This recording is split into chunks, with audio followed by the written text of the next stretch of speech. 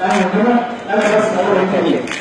انا بقالي 3 جلسات بحضر جلسات لازم محاكمه وفشلت ان انا اعرف انا متهم بايه. هل ذنبي ان انا رحت زيت عباد الشمس للناس ب 3 جنيه وخليتك يدفع الدوله 9 جنيه؟ هل ذنبي ان انا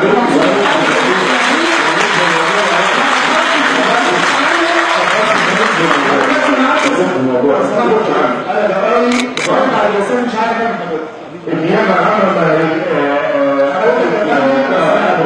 لو سمحت يا سياده المستشار انا بطلت حضرتك بساعه وحضرتك بتحط نفسك مكاني.